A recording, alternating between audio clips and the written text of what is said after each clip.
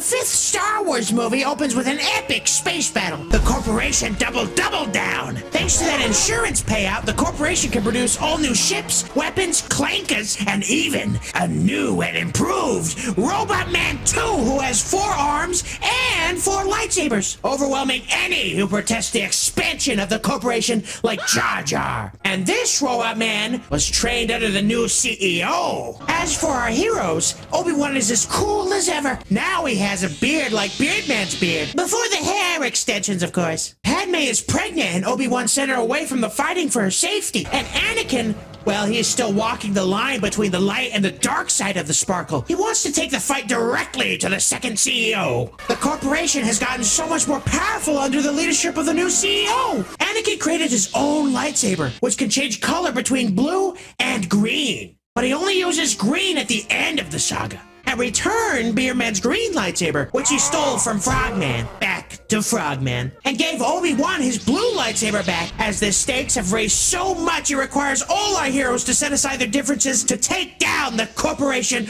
once and for all. After flying the coolest ships in Star Wars, Anakin and Obi-Wan invade the lead ship of Robot Man 2, hoping to find and assassinate the second CEO. But as luck would have it, they find the owner himself stuck in the CEO's big chair. While they are distracted by this unexpected surprise, the new CEO, Count Dooku, gets the drop on them. The Count is also in the top 10 richest beings in the galaxy, so he can shoot lightning from his hands! The very thing Robot Man 1 was denied. What?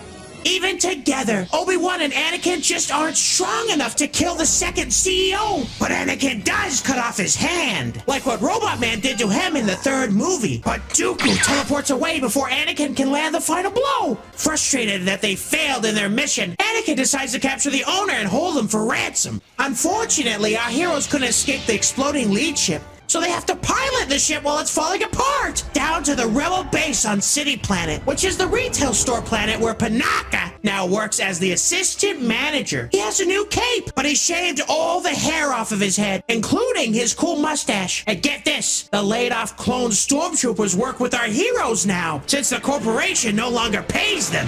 With the owner in captivity on City Planet under the careful guard of the clone stormtroopers, Obi-Wan asks Anakin to protect Padme and chill out with all the dark side stuff. Obi-Wan then goes to hunt down Robot Man 2. The battle seems to be lost for Obi-Wan when he loses his lightsaber, but Obi-Wan jumps for a gun and one-shots Robot Man 2. Using a blaster for the last 3 movies really gave him an edge in this lightsaber duel. Now Frogman is the only living Padawan of Count Dooku. Speaking of Frogman, he stayed on the Corporation HQ Forest Planet after the party to cure his ghostness.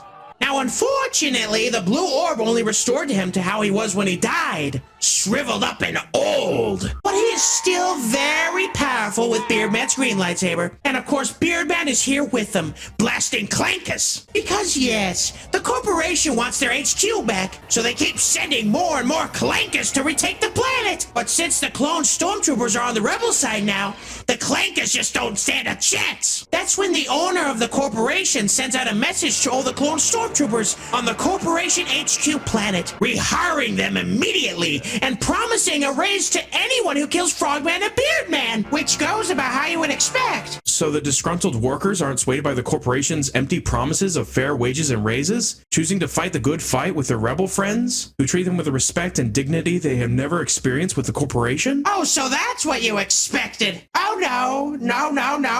They instantly start blasting. Frogman and Beardman are in serious danger, and the clone stormtroopers have even captured Beardman's upgraded animatronics. Upgraded animatronics? Oh, you mean the ones that murdered the crew member on set? Yeah, they're the same ones. Now our heroes have to fight both clone stormtroopers and clankers. They just barely survive. They go to leave in a ship to get back to the rebel base on City Planet, but Beardman decides to stay behind, saying without the sparkle, he'll only slow Frogman down. They say their goodbyes, and Frogman forgives Beardman of all of his debts. And that's the last time we as an audience see Beardman. Obi-Wan meets up with Frogman at the rebel base on City Planet. They activate the security recordings and see Anakin killing the rebels, having freed the owner from captivity and pledging to serve him. What? That's impossible. Correct. It's not actually Anakin. The Anakin working for the owner is actually a clone, taken from the hand that Robot Man cut off in the third movie. The second CEO had been working on cloning Anakin behind the scenes. So now Obi-Wan thinks Anakin betrayed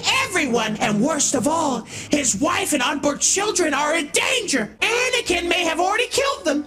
Manipulating a misunderstanding into perceived betrayal is just about the most evil thing someone can do. Just after actual betrayal. I had no idea Count Dooku was so clever. Neither did our heroes. That's why Obi-Wan races off to save his wife and kill Anakin. All the while, the real Anakin has been relaxing with Padme, probably eating pizza and playing video games. And the moment Obi-Wan happened to arrive was the moment Anakin was finally confronting Padme about her taking the credit from him blowing up the corporation's shopping center, calling her a liar. Obi-Wan sees this perfectly reasonable, only slightly heated argument and thinks Anakin is about to murder his wife and children. And the worst part is we can't even blame Obi-Wan, as Anakin has been riding the line between good and evil for 2 movies now. And in the last movie, he did kill a bunch of women and children. I know! The timing couldn't be worse. So Obi-Wan starts yelling at him, "Get away from my wife!" activating his lightsaber. And Anakin has had enough of Obi-Wan's high and mighty attitude,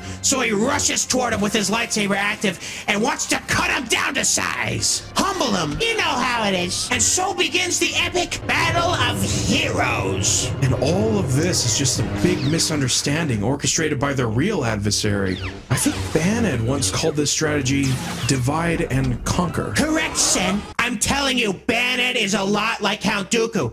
All old and evil. At the end of the battle, we see Obi-Wan cut Anakin's limbs off, and he leaves him burning in the lava. Then Obi-Wan goes to the medical station to see Padme give birth to a boy and girl. But the stress of feeling like she had betrayed Anakin causes her to fall into a coma. But then, the owner of the corporation comes to rescue Anakin from the lava. And that's when we learn that it was actually the clone. The real Anakin figured out they were being played when he saw the clone Anakin watching the heroes battle. So Anakin pushed Obi-Wan with the sparkle, knocking him down just when the clone was running along some pipes to get a better view, making Obi-Wan see the clone Anakin and jump to engage him in battle, while the real Anakin got out of there to make sure Padme was okay, which she was. She had just fainted seeing her friend and husband fight so intensely. Anakin tells his best friend R2-D2 to take Padme to the medical station where she gives birth. As for the Anakin clone, the owner has him turn into Robot Man 1 Reboot, designed just like the first Robot Man, but now he's 40% Anakin, 60% Clanker. More machine than man. Oh wow. I can only imagine how far the stakes will raise combining the forces of the owner, the second CEO, and a Robot Man 1 reboot, enhanced by 40% of a clone of Anakin. And you'll have to continue imagining, Sen, because in typical corporation fashion, they canceled the reboot.